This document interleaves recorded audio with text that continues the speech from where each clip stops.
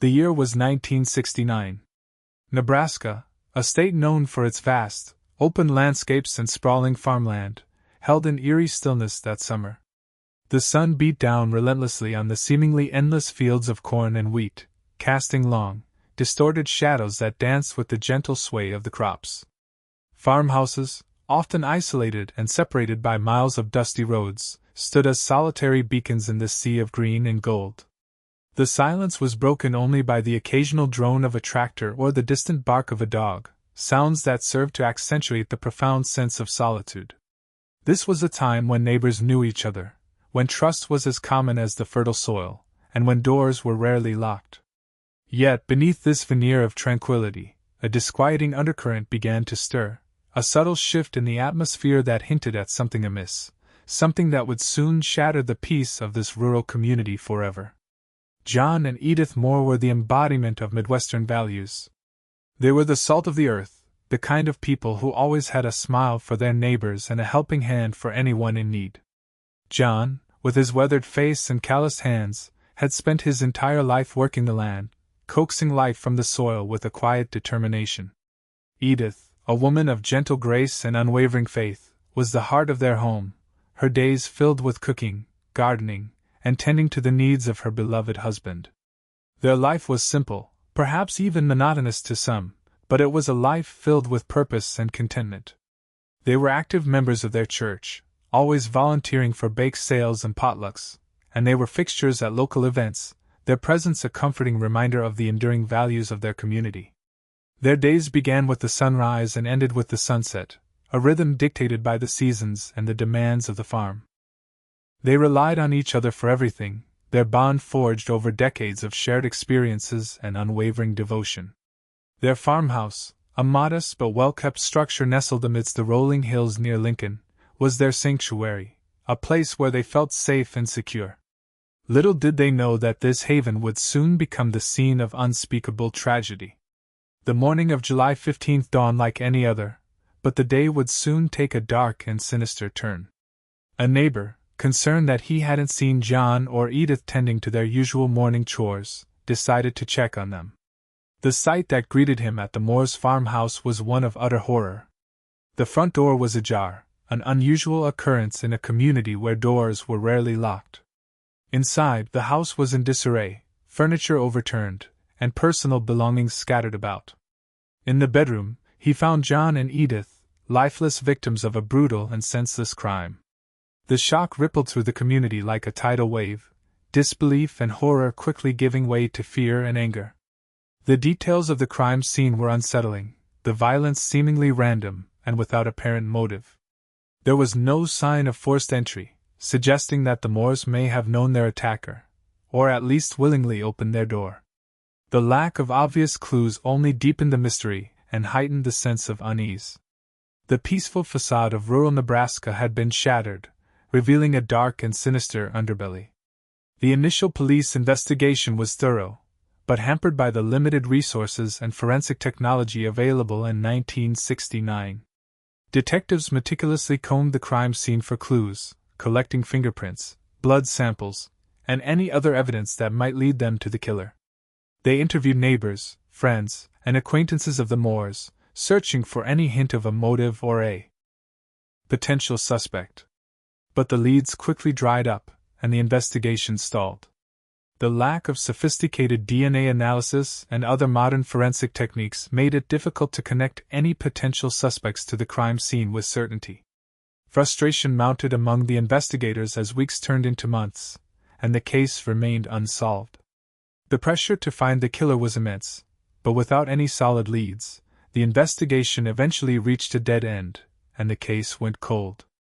The murder of John and Edith Moore cast a long shadow over the community, forever altering its sense of security and trust. Neighbors who had once left their doors unlocked now bolted them shut at night, fear replacing the easy camaraderie that had once defined their relationships. Suspicion lingered in the air, casting doubt on even the most familiar faces. The once peaceful countryside now felt menacing, the vast open spaces offering little comfort in the face of the unknown. The sense of isolation that had always been a part of rural life now became a source of anxiety, as neighbors wondered who among them could be capable of such a heinous act. The crime shattered the illusion of safety and innocence, leaving a deep scar on the collective psyche of the community. In the early stages of the investigation, several potential suspects were considered and subsequently ruled out. A local troublemaker with a history of petty crime was initially questioned, but he had a solid alibi. A disgruntled farmhand who had recently been fired by John Moore was also investigated, but there was no concrete evidence to link him to the crime. These dead ends only deepened the mystery and added to the frustration of the investigators. The lack of a clear suspect made it even more difficult to bring closure to the community and to the surviving family members of John and Edith Moore. The unsolved case became a constant reminder of the darkness that lurked beneath the surface of their seemingly idyllic world. Decades passed, and the case of John and Edith Moore remained unsolved, a cold case that haunted the memories of those who remembered the peaceful couple and the shocking crime that took their lives. But even as time marched on, the hope for justice never completely faded. Law enforcement technology advanced, and cold case units dedicated to solving old crimes emerged, offering a renewed opportunity to bring closure to this tragic chapter in Nebraska history. Despite the passage of time, the dedication of persistent detectives and the potential of new forensic techniques held the promise of finally bringing the killer to justice, decades after the crime was committed. Subscribe now for more true crime stories, as we delve deeper into the investigation and reveal how new technology and unwavering determination ultimately cracked this decades-old cold case. The Moore farmhouse, once a symbol of peaceful rural life, gradually transformed into a haunting reminder of the unsolved crime. It stood vacant for years, slowly succumbing to the elements, its paint peeling and windows boarded up. The surrounding fields, once meticulously cultivated by John, became overgrown with weeds, a stark contrast to the tidy rows of corn and wheat that had once defined the landscape. Locals whispered stories about the house, some claiming to have seen ghostly figures in the windows, others simply avoiding the property altogether, unwilling to confront the lingering presence of the tragedy. The unsolved case remained a constant weight on the community's collective conscience, a reminder that justice had yet to be served and that the killer remained at large, perhaps even living among them. The memory of John and Edith, once a source of comfort and inspiration, was now inextricably linked to the horror of their deaths, a painful reminder of the fragility of life and the enduring power of unsolved crimes. Over the decades, law enforcement underwent a significant transformation. Advances in forensic science, coupled with the increasing availability of resources dedicated to solving cold cases, offered new hope for investigations that had long gone dormant. The development of DNA technology, in particular, revolutionized the field, allowing investigators to analyze minute traces of biological material and potentially identify suspects who had previously remained beyond reach. Cold case units, staffed by experienced detectives with a passion for solving the unsolvable, emerged as a vital resource for communities grappling with the lingering pain of unsolved crimes. These units meticulously reviewed old case files, re-examined evidence, and pursued new leads, often utilizing cutting-edge technology to unlock secrets that had remained hidden for years. The evolution of law enforcement offered a glimmer of hope that even the most challenging cold cases could eventually be brought to justice. In the early 2000s, driven by advancements in DNA technology and a renewed commitment to justice, the decision was made to reopen the Moore case. The Cold Case Unit, eager to tackle the challenge, meticulously gathered the original case files, crime scene photos, and witness statements, preparing for a fresh examination of the evidence. The detectives approached the case with a blend of respect for the original investigation and a determination to uncover any overlooked clues or missed opportunities. The renewed investigation sparked a sense of hope within the community, a belief that after decades of uncertainty, the truth might finally be revealed.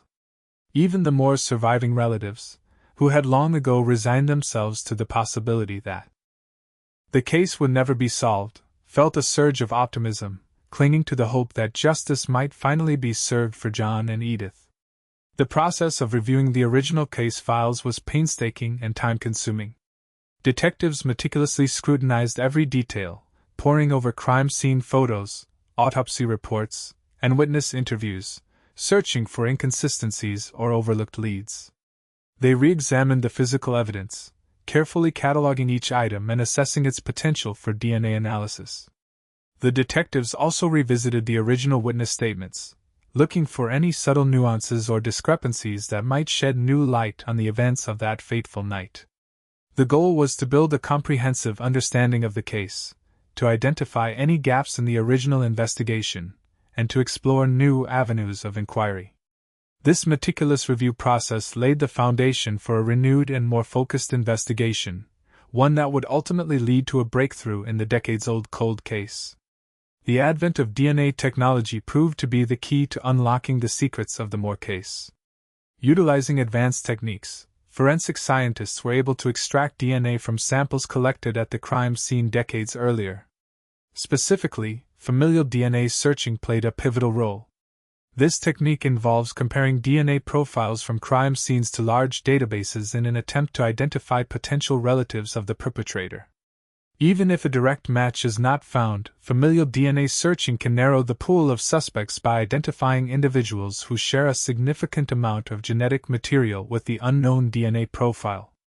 This innovative approach, combined with other forensic techniques, provided investigators with a powerful new tool to identify and apprehend criminals who had long evaded justice.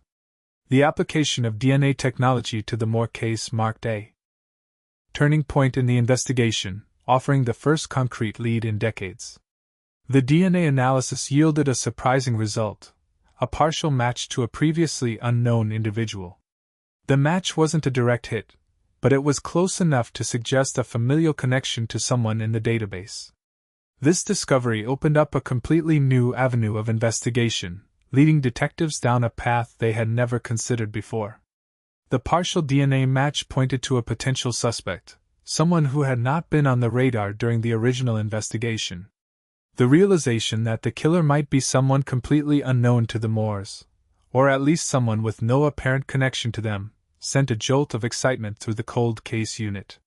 This new lead breathed fresh life into the investigation, offering a glimmer of hope that after decades of frustration, the truth might finally be within reach. The person who eventually became the prime suspect was a man named Henry Lee Lucas, though this was not his real name. He had been living a quiet life in a neighboring county, working as a handyman and keeping mostly to himself. He had no apparent connection to John and Edith Moore, and his name had never surfaced during the original investigation. Lucas had a minor criminal record, consisting primarily of traffic violations and a few instances of petty theft. Nothing in his background suggested that he was capable of committing such a heinous crime. Yet, the DNA evidence pointed directly to him, or at least to a close relative. His lack of an obvious connection to the Moores made him an even more intriguing suspect, raising questions about the motive for the murders and the circumstances surrounding the crime. The investigation of Henry Lee Lucas would prove to be a complex and challenging undertaking, requiring detectives to piece together fragments of the past and uncover hidden connections that had remained buried for decades. Nebraska's landscape, with its seemingly endless horizon and sparsely populated rural areas, played a role in the unfolding drama. The vast distances between farmhouses and the limited number of roads made it easy for someone to disappear without a trace. The isolation of rural life also fostered a sense of self-reliance and independence, making it difficult for outsiders to penetrate the close-knit communities. The sheer size of the state and the limited resources of local law enforcement agencies further complicated the investigation, allowing the killer to remain hidden for decades.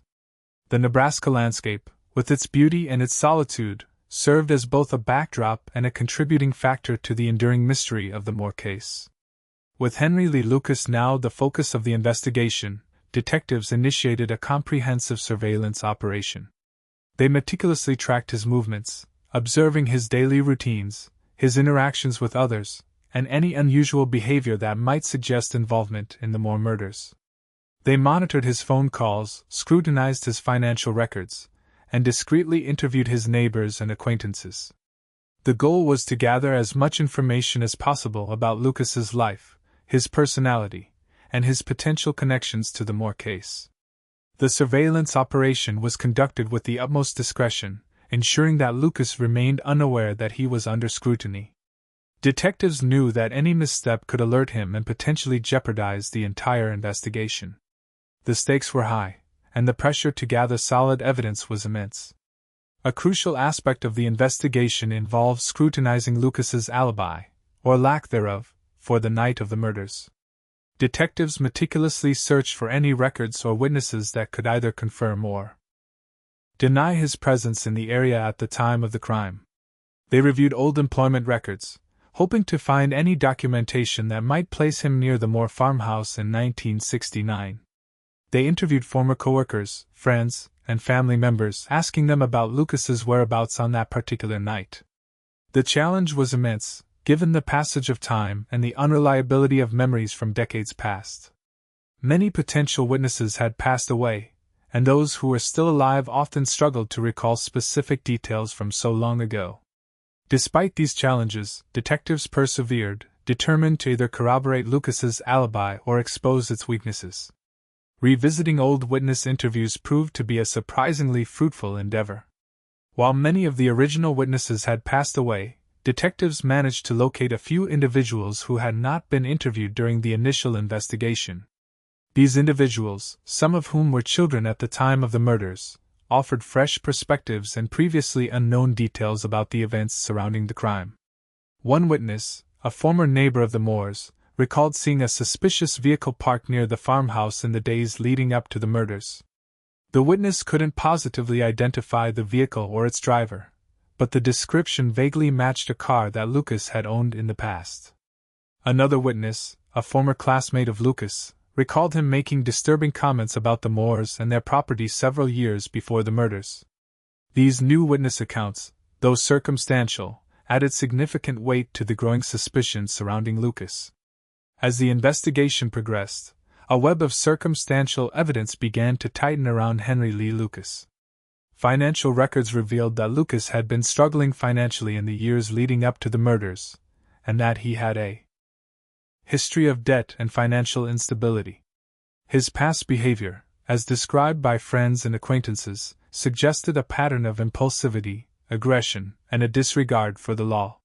Furthermore, detectives discovered that Lucas had, in fact, lived in the vicinity of the Moore farmhouse for a brief period in the late 1960s, working as a farmhand for a neighboring farmer. While this connection was tenuous, it placed him in the area at the time of the murders and provided a plausible explanation for how he might have known the Moores. Each piece of circumstantial evidence, while not conclusive on its own, contributed to a growing sense that Lucas was indeed the prime suspect in the case. With the circumstantial evidence mounting, detectives decided to bring Henry Lee Lucas in for a formal interview. The interview was conducted in a secure room at the local police station, with two experienced detectives present. Lucas was informed of his rights and agreed to speak with the detectives. Initially, Lucas appeared calm and collected, denying any involvement in the Moore murders.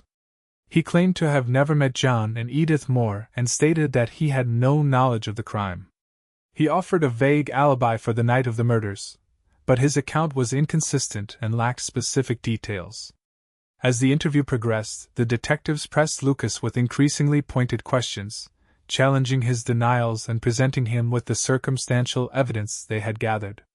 The detectives continued to build their case, painstakingly working to establish a motive for the murders and a direct connection to the crime scene. They revisited the possibility that the motive was robbery, exploring whether Lucas might have been aware of any valuables or cash kept at the Moore farmhouse. They also investigated whether there might have been a personal conflict between Lucas and the Moores, perhaps related to a land dispute or a business dealing gone sour. The challenge was significant, given the passage of time and the lack of direct evidence linking Lucas to the crime.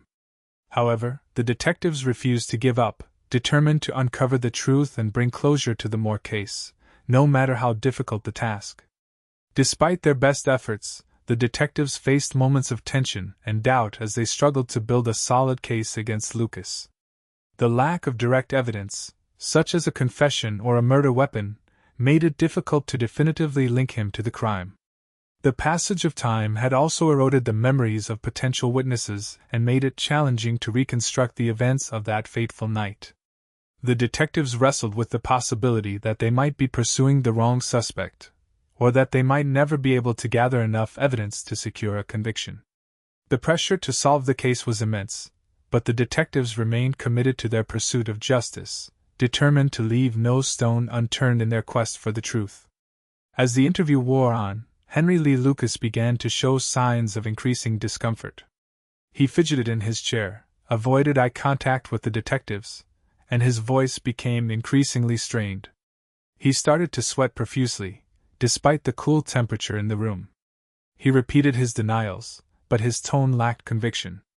The detectives sensed that the pressure was building, that Lucas was struggling to maintain his composure under the weight of the evidence.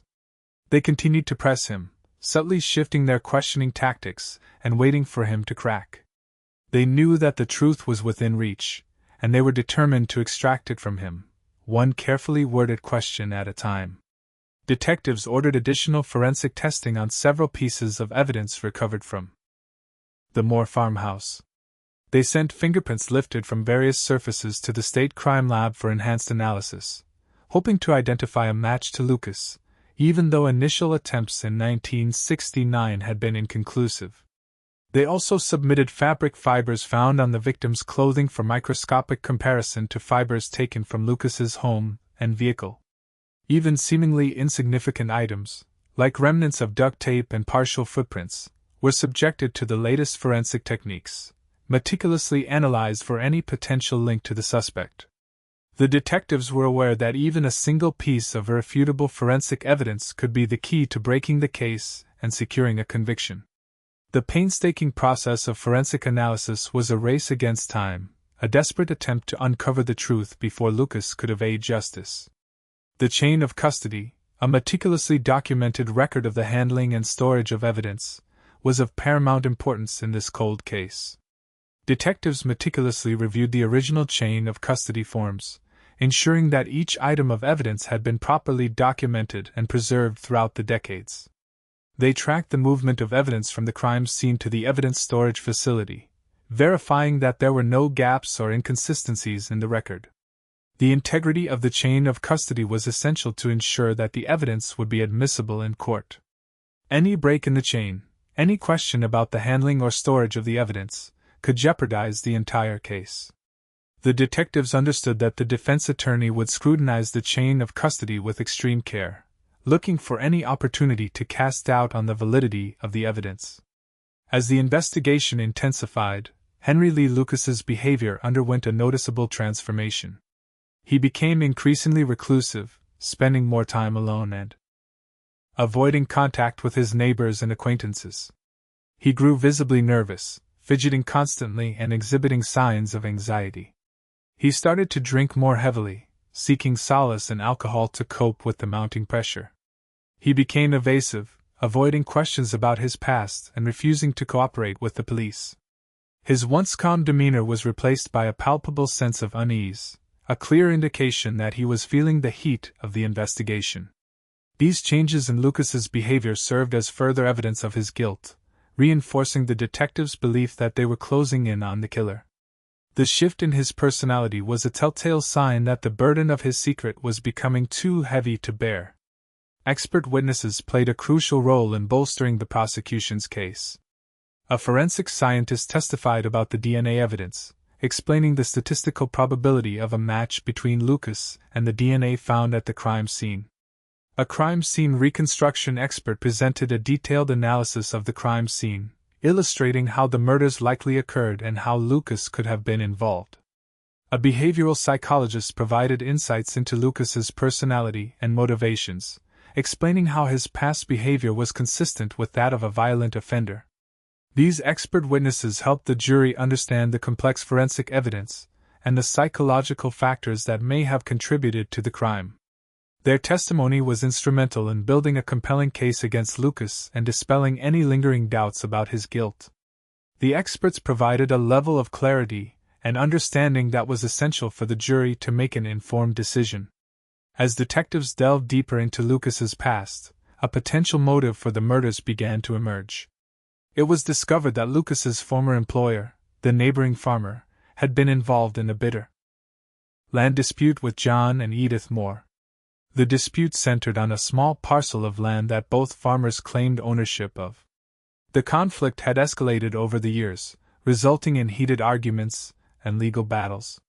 Detectives theorized that Lucas, acting on behalf of his employer, may have confronted the Moores about the land dispute and that the confrontation had turned violent. Alternatively, Lucas, perhaps seeking to ingratiate himself with his boss or driven by his own greed, might have decided to take matters into his own hands and eliminate the Moores in order to resolve the land dispute in his employer's favor. The motive, while circumstantial, provided a plausible explanation for the murders and further strengthened the case against Lucas. The revelation of the land dispute added a new layer of complexity to the investigation, transforming it from a seemingly random act of violence into a calculated crime with a clear objective. As news of the investigation spread through the community, rumors and speculation ran rampant. Some residents were hopeful that the case would finally be solved, while others remained skeptical, doubting that justice could be served after so many years. Some people recalled their interactions with the Moores, sharing fond memories of the kind and generous couple. Others recounted their encounters with Lucas, describing him as a quiet and unassuming man. The community was divided, some eager to see Lucas brought to justice, others hesitant to believe that he was capable of such a heinous crime. The intense scrutiny and speculation created a palpable sense of tension in the community, as neighbors wondered who among them was capable of murder and whether the truth would ever truly be revealed. The resurfacing of the old tragedy stirred up painful memories and reignited old fears, reminding everyone of the darkness that lurked beneath the surface of their seemingly peaceful world. With the evidence mounting and the motive becoming clearer, the investigators began the final preparations for Lucas's arrest. They meticulously reviewed the case file, ensuring that they had gathered sufficient evidence to secure an arrest warrant and convince a jury of his guilt. They consulted with the prosecutor, outlining the key pieces of evidence and discussing the legal strategy for the upcoming trial. They coordinated with the local police department, arranging for a team of officers to execute the arrest warrant and take Lucas into custody. The detectives knew that they had to present a strong case to the prosecutor, demonstrating that there was probable cause to believe that Lucas had committed the murders. The weight of the investigation rested on their shoulders, knowing that the fate of John and Edith Moore's case, and the peace of mind of the community, rested on their shoulders. The net was closing in on Henry Lee Lucas. He was unaware that his every move was being watched, that his past was being meticulously scrutinized, and that his freedom was hanging by a thread. He continued to live his life as if nothing was amiss, oblivious to the impending storm. But the detectives were patient, methodical, and determined. They had spent years piecing together the fragments of the past, uncovering the secrets that had remained hidden for decades. They were confident that they had finally found the killer, and they were ready to bring him to justice. The moment of truth was fast approaching, the moment when Henry Lee Lucas would finally be held accountable for his heinous crimes. The long and arduous journey was nearing its end, and the promise of closure was finally within reach. The arrest of Henry Lee Lucas was swift and decisive. Detectives armed with an arrest warrant arrived at his modest home early one morning, catching him completely by surprise. Lucas, still in his pajamas, appeared bewildered and disoriented as he was read his rights and informed that he was being arrested for the murders of John and Edith Moore. There was no struggle, no resistance. He seemed to accept his fate with a strange resignation, as if he had been expecting this moment for years. His reaction was muted, almost detached, as if the reality of the situation hadn't fully sunk in. The element of surprise was crucial to the arrest, preventing Lucas from attempting to flee or destroy any potential evidence. The arrest itself was a culmination of years of tireless investigation, a moment of triumph for the detectives who had dedicated their lives to solving the cold case. The news of Lucas's arrest sent shockwaves through the community. Relief was the dominant emotion, a sense that after decades of uncertainty, justice might finally be served. But relief was tempered with shock and disbelief. Many residents found it hard to reconcile the image of the quiet, unassuming handyman with the brutal and senseless murders of John and Edith Moore. They struggled to comprehend how someone they had known for years could be capable of such a heinous act. Some expressed outrage and anger, demanding that Lucas be brought to justice swiftly and decisively. Others voiced skepticism, questioning whether the detectives had truly found the right man. The arrest stirred up a complex mix of emotions, reopening old wounds and forcing the community to confront the dark secrets of its past. The arrest warrant was secured on the strength of several key pieces of evidence. The DNA evidence, linking Lucas to the crime scene through a familial connection, was a crucial factor. The circumstantial evidence, including Lucas's past presence in the area, his financial struggles, and his connection to the land dispute, added significant weight to the case. The new witness accounts, placing Lucas near the Moore farmhouse in the days leading up to the murders and recalling his disturbing comments about the couple, further bolstered the prosecution's case. The change in Lucas's behavior, his increasing reclusiveness, nervousness, and evasiveness, also contributed to the probable cause for his arrest. While no single piece of evidence was conclusive on its own, the totality of the evidence painted a compelling picture of Lucas as the prime suspect in the Moore murders. The detectives were confident that they had gathered enough evidence to secure an arrest warrant and convince a jury of his guilt. During his arraignment, Henry Lee Lucas entered a plea of not guilty. His attorney argued that the evidence against him was purely circumstantial and that there was no direct evidence linking him to the crime. He questioned the reliability of the DNA evidence, challenging the chain of custody and the statistical probabilities presented by the prosecution. He also attacked the credibility of the witnesses, pointing out the passage of time and the potential for faulty memories. Lucas remained silent throughout the arraignment, his expression unreadable. His plea of not guilty set the stage for a long and contentious legal battle, a battle that would determine whether justice would finally be served for John and Edith Moore. The arrest of Henry Lee Lucas became a national news story, capturing the attention of media outlets across the country. Newspapers, television networks, and online news sites all eagerly reported on the decades-old cold case and the shocking arrest of the seemingly ordinary handyman.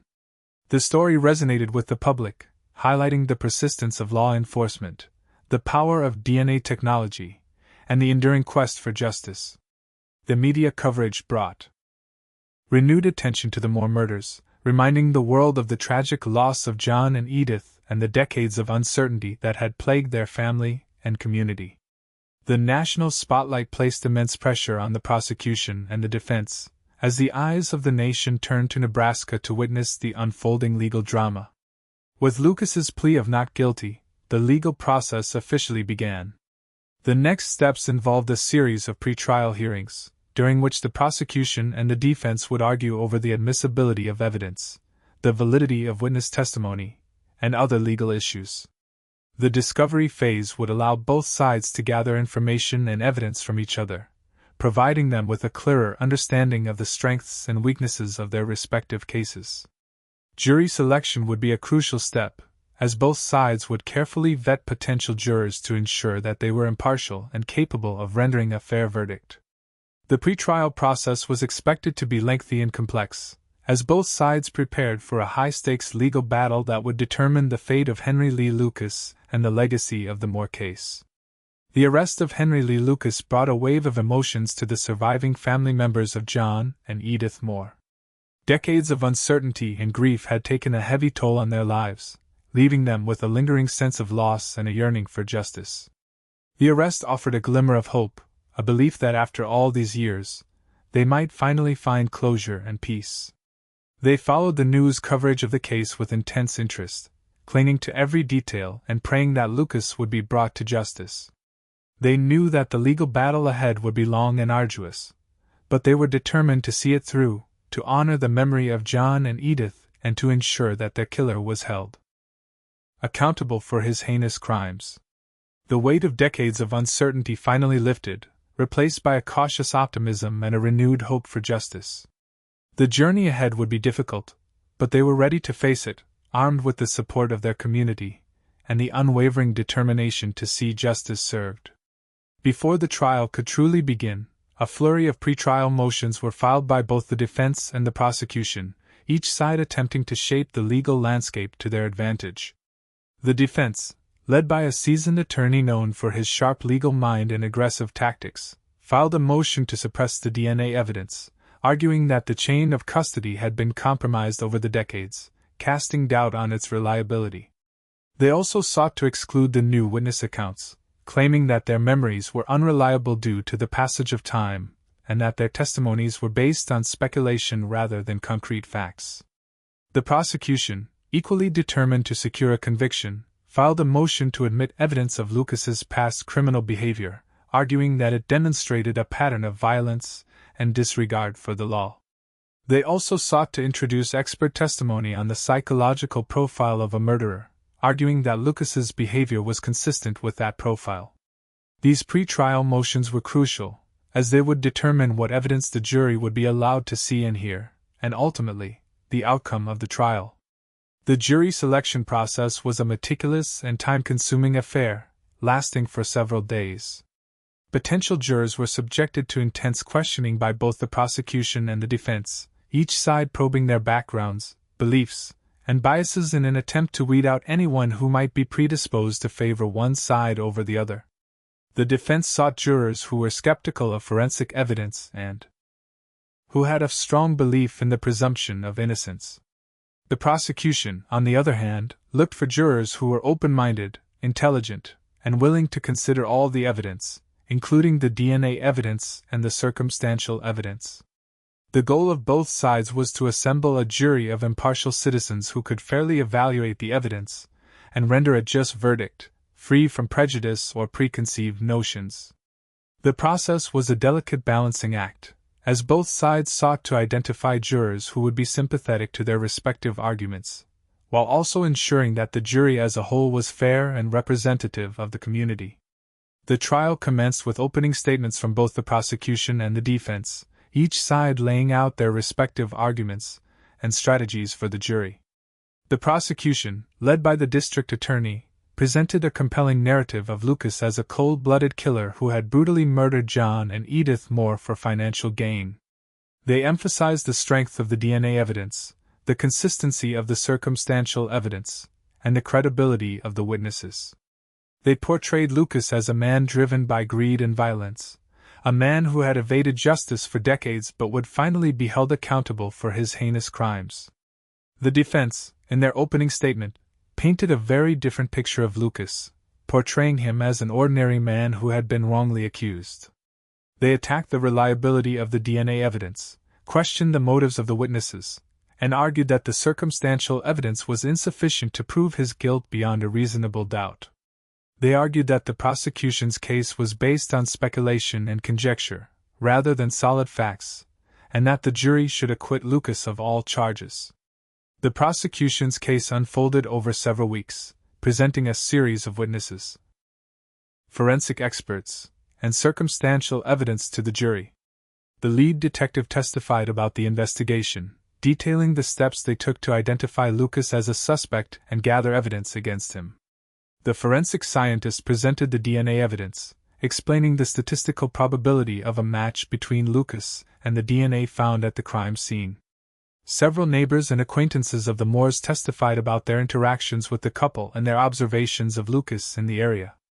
The prosecution painstakingly built their case, piece by piece, attempting to create a clear and compelling narrative of Lucas's guilt.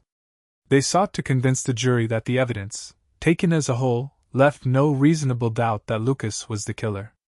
The defense strategy centered around challenging the prosecution's evidence and creating reasonable doubt in the minds of the jurors. They attacked the credibility of the witnesses, highlighting inconsistencies in their testimonies and questioning their motives. They challenged the validity of the DNA evidence, arguing that the chain of custody had been compromised and that the statistical probabilities were misleading. They presented an alternative theory of the crime, suggesting that the Moores may have been killed by someone else, perhaps someone with a more direct connection to the land dispute. The defense sought to create confusion and uncertainty, planting seeds of doubt in the jurors' minds and arguing that the prosecution had failed to prove Lucas's guilt beyond a reasonable doubt. Their aim was to persuade at least one juror to harbor reasonable doubt, thereby preventing a unanimous verdict and securing an acquittal. Key witnesses for the prosecution included the forensic scientist who analyzed the DNA evidence, the lead detective who conducted the investigation, and several neighbors and acquaintances of the Moores. The forensic scientist provided a detailed explanation of the DNA analysis, emphasizing the statistical significance of the match between Lucas and the DNA found at the crime scene. The lead detective walked the jury through the investigation, explaining how they had identified Lucas as a suspect and gathered evidence against him. The neighbors and acquaintances of the Moores provided valuable insights into Lucas's presence in the area and his potential connection to the land dispute. Their testimonies helped to paint a picture of Lucas as a man with a motive and an opportunity to commit the murders.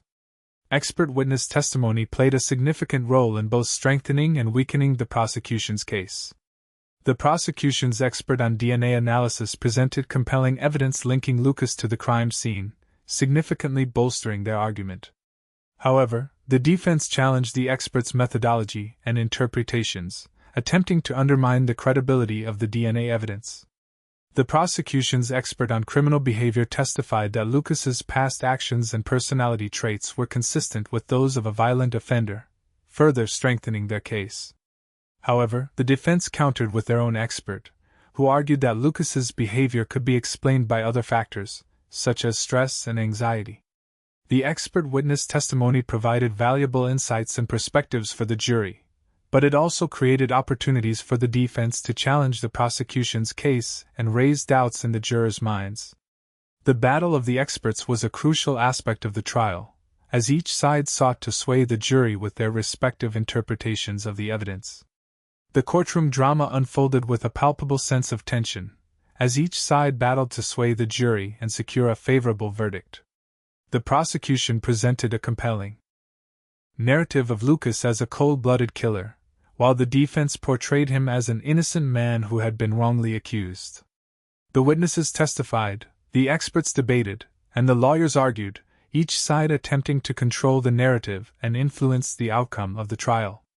The atmosphere in the courtroom was charged with emotion, as the family members of John and Edith Moore sat silently, hoping that justice would finally be served.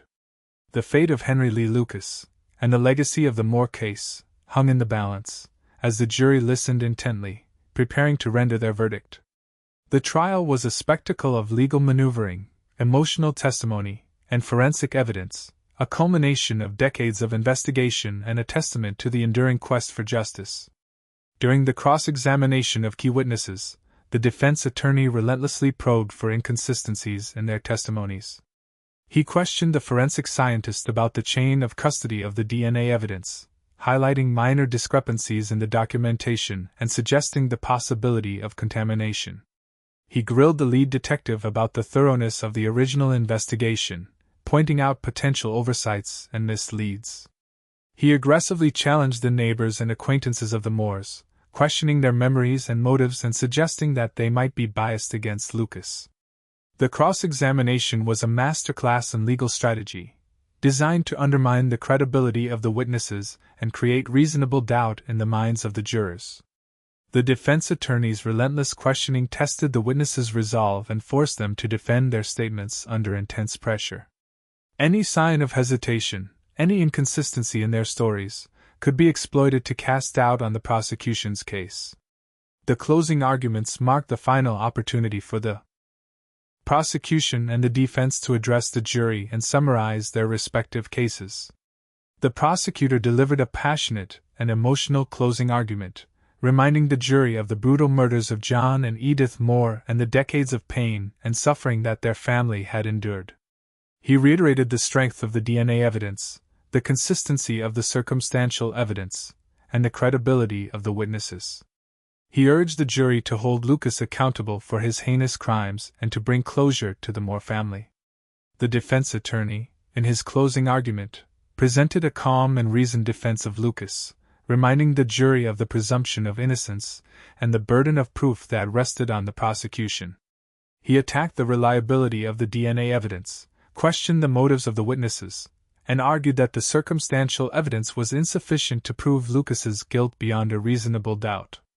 He implored the jury to consider all the evidence carefully and to acquit Lucas if they had any reasonable doubt about his guilt.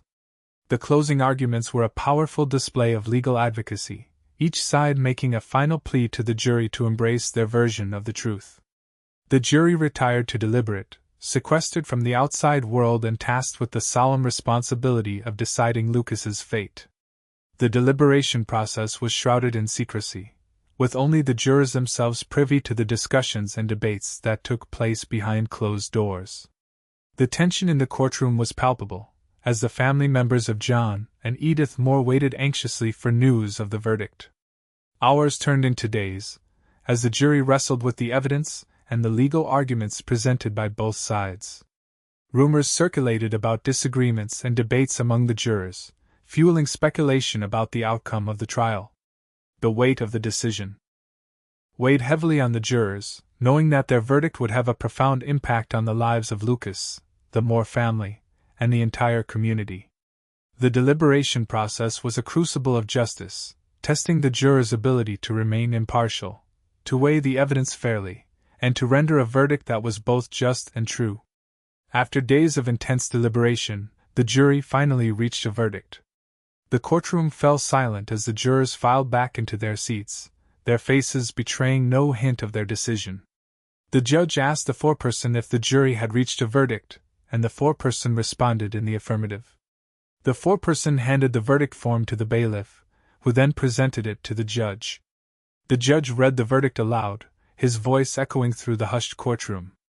"We, the jury, find the defendant, Henry Lee Lucas, guilty of murder in the first degree." A collective gasp swept through the courtroom, as the weight of the verdict settled upon everyone present. The moment was charged with emotion, a culmination of decades of waiting, hoping, and praying for justice. The announcement of the verdict marked a turning point in the Moore case, a moment of closure for the family and a triumph for the pursuit of justice. The immediate reactions to the verdict were a mix of emotions. The prosecution team embraced, their faces beaming with satisfaction. The defense attorney looked grim, his shoulders slumping in defeat. The family members of John and Edith Moore wept openly, their tears a mixture of relief, grief, and gratitude. Members of the community erupted in cheers, celebrating the victory of justice over evil.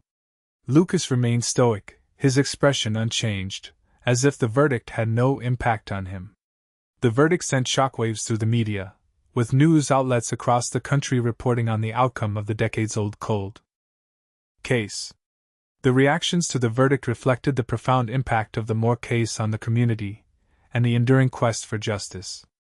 The sentencing hearing took place several weeks after the verdict, providing the judge with the opportunity to determine the appropriate punishment for Lucas's crimes. The prosecution argued for the maximum sentence, life in prison without the possibility of parole, emphasizing the brutality of the murders and the decades of pain and suffering that Lucas had inflicted on the Moore family. The defense attorney pleaded for leniency, arguing that Lucas was an elderly man with no prior history of violence, and that he should be given a chance to spend his final years in prison. The judge considered several factors when determining the sentence, including the nature of the crime, Lucas's criminal history, his age, and his remorse. The judge also heard victim impact statements from the family members of John and Edith Moore, who spoke movingly about the devastating impact of the murders on their lives. After carefully weighing all the factors, the judge sentenced Lucas to life in prison without the possibility of parole, ensuring that he would spend the rest of his days behind bars. The Moore case highlighted the complexities and challenges of justice delayed. While the verdict brought a sense of closure to the family and the community, it also raised questions about the fairness of the justice system and the impact of long delays on the pursuit of truth. The decades-long delay had made it more difficult to gather evidence, to locate witnesses, and to reconstruct the events of that fateful night. The memories of witnesses had faded, evidence had been lost or degraded, and the community had struggled to heal from the trauma of the murders. Yet, despite these challenges, the persistence of law enforcement, the advancements in forensic technology, and the unwavering determination of the Moore family had ultimately led to justice being served. The case served as a reminder that justice, though delayed, can still be achieved, but that the pursuit of justice is often a long and arduous journey. The tension in the courtroom reached its peak during the sentencing hearing, as the family members of John and Edith Moore delivered their victim impact statements. Their voices trembled with emotion as they spoke about the pain and suffering that Lucas had inflicted on their lives. They described the void that the murders had left in their hearts, the years of uncertainty and grief that they had endured, and the unwavering desire for justice that had sustained them through it all. Their testimonies were a powerful reminder of the human cost of crime and the enduring impact of violence on families and communities. The courtroom was filled with a palpable sense of sorrow and outrage, as everyone present recognized the profound loss that the Moore family had suffered and the long road they had traveled to reach this moment of closure. The tension was almost unbearable, as the judge prepared to deliver the sentence that would finally hold Lucas accountable for his heinous crimes. The moment of truth had arrived, the culmination of decades of waiting, hoping, and praying for justice. The aftermath of the trial and sentencing was a period of both relief and reflection. Lucas's defense team, undeterred by the guilty verdict, immediately filed an appeal, citing several alleged errors in the trial proceedings. They argued that the DNA evidence had been improperly admitted, that the jury had been prejudiced by the extensive media coverage, and that the judge had made several incorrect rulings that had unfairly favored the prosecution. The appeal process dragged on for several months, prolonging the uncertainty and delaying the final closure that the Moore family so desperately sought. However, after careful consideration, the appellate court ultimately upheld the original verdict, affirming Lucas's guilt and confirming his sentence of life in prison without the possibility of parole. With the appeal exhausted, the legal challenges finally came to an end, bringing a definitive resolution to the long and arduous Moore case. For the family of John and Edith Moore, the verdict and sentencing brought a sense of closure that had eluded them for decades. The pain of their loss would never fully disappear, but the knowledge that their killers had finally been brought to justice offered a measure of peace and solace. They could now visit the graves of John and Edith with a sense of satisfaction, knowing that their memory had been honored and that their deaths had not been in vain. The verdict allowed them to move forward with their lives, to heal from the wounds of the past, and to remember John and Edith with love and gratitude, rather than with anger and resentment. The closure that the verdict provided was not a complete erasure of the past, but rather a reconciliation with it, a way to integrate the tragedy into their lives and to find meaning and purpose in the face of loss. It was a step towards healing, towards forgiveness, and towards a renewed sense of hope for the future. The community, too, began to heal after the resolution of the Moore case. The verdict brought a sense of catharsis, a collective sigh of relief that the long nightmare had finally come to an end. The suspicions and anxieties that had plagued the community for decades began to dissipate, replaced by a renewed sense of trust and solidarity. Neighbors started to reconnect, sharing stories and memories of John and Edith, remembering them as the kind and generous people they had been. The Moore farmhouse, which had stood vacant and derelict for so long, was eventually torn down, its place taken by a memorial garden dedicated to the memory of John and Edith. The garden became a place of reflection and remembrance, a symbol of the community's resilience and its commitment to honoring the victims of violence. The healing process was gradual and ongoing, but the resolution of the Moore case marked a significant step towards restoring the sense of peace and tranquility that had been shattered by the murders. The Moore case offered several important lessons about the pursuit of justice, the power of technology, and the enduring impact of unsolved crimes. It demonstrated the importance of persistence in the face of adversity, highlighting the dedication of law enforcement professionals who refused to give up on the case, even after decades of frustration. It showcased the transformative power of DNA technology, demonstrating how advancements in forensic science can unlock secrets that were previously beyond reach. It underscored the enduring impact of unsolved crimes on families and communities, reminding us of the importance of bringing closure to victims and holding perpetrators accountable for their actions. The Moore case served as a cautionary tale about the fragility of peace and security, but also as an inspiration for those who seek justice and healing in the face of tragedy. The lasting impact of the Moore case extended beyond the immediate community, influencing law enforcement practices and raising awareness about the importance of cold case investigations. The case highlighted the need for adequate funding and resources for cold case units, demonstrating the potential for solving even the most challenging crimes with the application of modern technology and dedicated investigators. It also emphasized the importance of preserving evidence and maintaining a proper chain of custody, ensuring that forensic evidence can be used effectively in future investigations. The Moore case served as a model for other cold case investigations, inspiring law enforcement agencies across the country to reopen dormant cases and to pursue justice for victims who had long been forgotten. The case left a lasting legacy, shaping the way law enforcement approaches unsolved crimes and reinforcing the commitment to bringing closure to victims and their families. The legacy of John and Edith Moore lived on, not only in the hearts of their family and friends, but also in the collective memory of the community. They were remembered as kind and generous neighbors, dedicated members of their church, and hard-working farmers who had contributed to the prosperity of the region. Their lives were a testament to the values of hard work, community service, and unwavering faith. Their tragic deaths served as a reminder of the fragility of life and the importance of cherishing the relationships we have with those around us. The memorial garden dedicated to their memory became a place of pilgrimage, a place where people could come to reflect on their lives, to honor their legacy, and to find solace in the face of loss. John and Edith Moore may have been gone, but their spirit lived on, inspiring others to live lives of purpose, compassion, and service. In reflecting on the Moore case, it's crucial to remember the victims of unsolved crimes and the profound pain and suffering that their families endure. These cases often linger for years, or even decades, leaving families with a sense of uncertainty, grief, and injustice. It's also vital to acknowledge the dedication and perseverance of law enforcement professionals who work tirelessly to bring justice to those who have been wronged. These individuals often face immense challenges, including limited resources, uncooperative witnesses, and the passage of time, but they remain committed to their mission of solving cold cases and bringing closure to victims and their families. Their work is a testament to the enduring power of hope and the unwavering belief that justice, though delayed, can still be served. Justice, though delayed, can still be served. The persistence of dedicated individuals and the advancement of technology can bring closure to even the most tragic and long-forgotten cases.